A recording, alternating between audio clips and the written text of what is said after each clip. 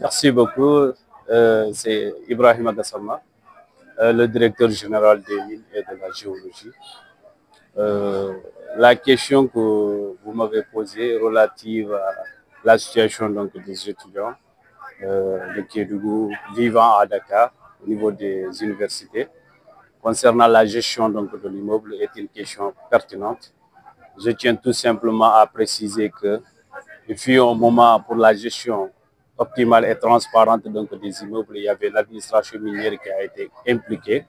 Ça, c'est une demande donc, des sociétés minières pour garantir et vraiment donc, la bonne destination de l'argent qui est destiné vraiment à la prise en charge donc, des étudiants. C'est une situation que j'ai eu à hériter. Mais pendant que je suis arrivé, je me suis rendu compte que euh, il y a une urgence qu'il faut vraiment régler. L'urgence, c'est quoi? On m'a interpellé pour me dire que l'un des immeubles qui se trouve au niveau de la rue 39 est dans un état défectueux et les dalles ont commencé à s'affaisser.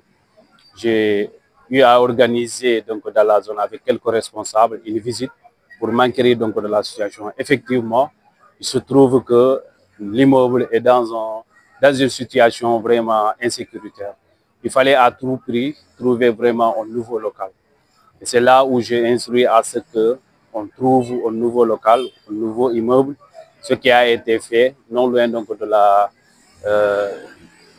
Fontaine Zone, au niveau donc de la rue 39 angle 26.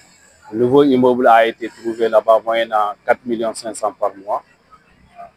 J'ai demandé à faire le contrat que j'ai eu à soumissionner à l'appréciation de la SGO, qui ont eu vraiment l'amabilité d'accepter de prendre ce nouveau immeuble, ce nouvel immeuble, bien qu'ils étaient en train donc, de prendre en charge d'autres immeubles. Ça a tourné autour donc, de 22 millions. On a eu à payer, SGO a eu à payer cela. Pendant ce temps, je me suis aussi rendu compte que par rapport à l'immeuble de rue 43, le paiement était imputé à deux sociétés, PMC et SGO. C'est-à-dire SGO payait à la fois au niveau de rue 39, mais continuait aussi à payer l'appartement additionnel au niveau donc, de la rue 43. Cette situation est complexe. J'ai demandé à ce qu'on clarifie et on simplifie donc, le processus de prise en charge donc, de ces immeubles. J'ai demandé à ce qu'on me fasse donc, un nouveau contrat que moi-même j'ai eu à signer et adresser à la société, une nouvelle société qui va bientôt démarrer la production, Bote SA, pour prendre en compte l'immeuble de la rue 43. Et c'est ce qui a été fait. Il y a eu quelques retards. Entre-temps, il y a la SGO qui a eu à payer donc, les 2 trimestres. Et j'ai demandé à Boto donc, de payer les 2 autres trimestres donc, restants, le T3 et T4. Ce qui signifie à ce jour-là, aujourd'hui le 16 août, samedi 16 août 2025, l'immeuble de la rue 43 est entièrement payé jusqu'à la fin de l'année, ce qui n'a jamais été problématique. Deuxièmement, il y avait une situation de blocage parce que, comme vous le savez, l'immeuble qui se trouve au niveau de la zone a été pris en charge par le conseil départemental. Et le conseil départemental de Kédougou avait un fonds qui était alimenté par le PMC, la mine de Mako.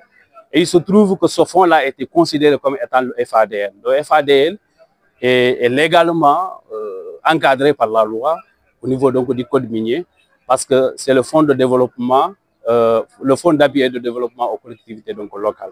Ce FADL représente les 0,5% des chiffres d'affaires. C'est encadré par l'article 115 donc, du code minier et qui normalement est destiné à tout ce qui est projet communautaire structurant, y compris l'autonomisation des femmes. L'État, en voulant donc opérationnaliser donc, ce fonds, a demandé à ce que tous les paiements se font au niveau donc, du Trésor. Et en ce sens, il y a eu donc l'arrêt de ce fonds, le FIJ qui était destiné au conseil départemental, et par conséquent, le paiement donc, de l'immeuble au niveau de la zone A. Lorsque j'ai vu la situation, j'ai vu que c'est compliqué. La demande que j'ai eu à faire, c'est de chercher une dérogation spéciale auprès donc, du ministre de l'énergie, du pétrole et des mines, que je salue donc de passage, qui a eu la compréhension, parce que l'urgence est là, la situation compliquée des étudiants est là, a accepté de faire cette dérogation spécialement pour PMC pour l'année 2024. Comme ça, d'ici donc la fin donc, de l'année, on arrive à payer le loyer donc, des étudiants et mettre dans un circuit beaucoup plus transparent et légal pour pouvoir continuer la prise en charge. Et c'est ce qui a été fait. Le fonds a été décaissé et c'est moi-même qui ai appelé le président du conseil départemental pour lui signifier cela, après avoir échangé avec donc, le DG donc, de PMC, et la prise en charge donc, de la zone A est aussi effective. Donc à ce jour, c'est pour vous dire que personnellement, j'ai eu à diligenter ces 3 dossiers complexes, notamment l'acquisition de nouveaux immeubles pour les étudiants de Kédougou au niveau de la rue 30 angle 26. Le fait donc d'assujettir ou d'adresser la prise en charge donc, de l'immeuble de la rue 43 par la société Bote SA, mais de continuer d'avoir une dérogation pour la prise en charge de l'immeuble de la zone A.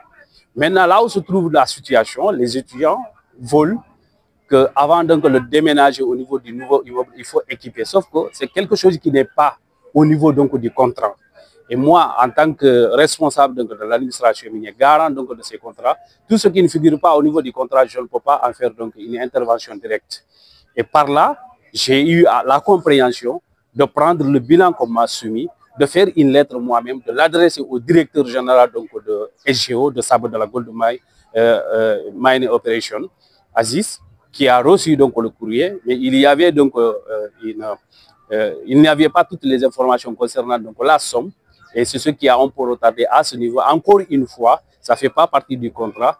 C'est par vraiment appui que j'ai eu à faire la lettre pour appuyer parce que je sais que les étudiants doivent être donc, dans de bonnes conditions. Mais cela ne doit pas constituer un alibi ou un argument d'assujettir donc, le déménagement par le fait d'équiper les nouveaux locaux. Parce que comme nous le savons, le nouveau immeuble qu'on a acquis a démarré à partir donc, du 1er juillet. Donc depuis le 1er juillet, on devait donc déménager au niveau donc, de ce local.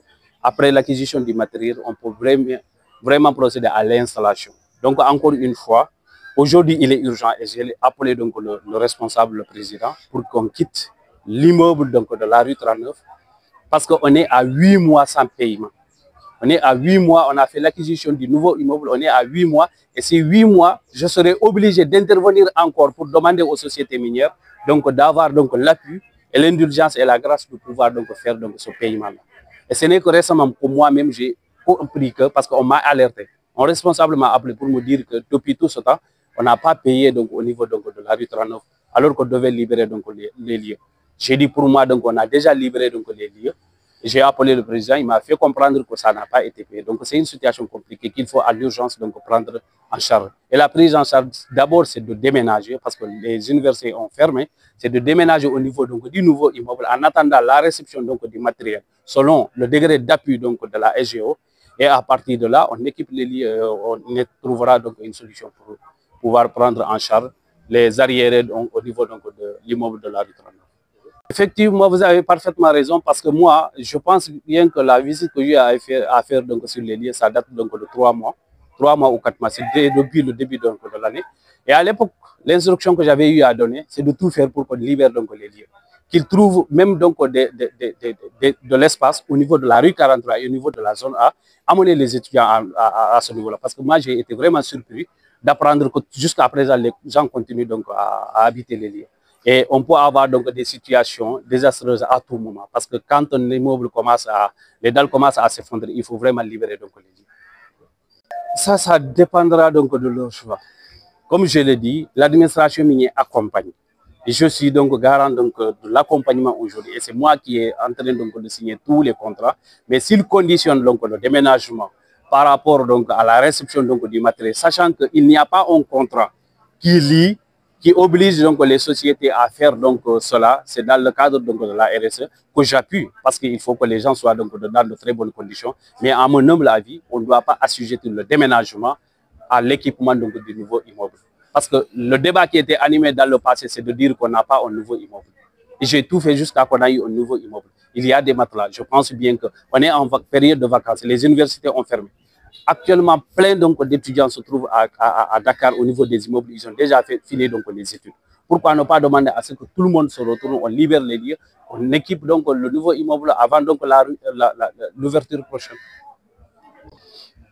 L'appel que j'ai à faire à l'endroit de mes frères, c'est de tout faire dans les jours à venir, de libérer les lieux. Et à partir de là, je verrai avec le président et les responsables comment demander aux sociétés minières d'abord de payer les 8 mois des arriérés au niveau donc, de l'immeuble, donc la rue 39.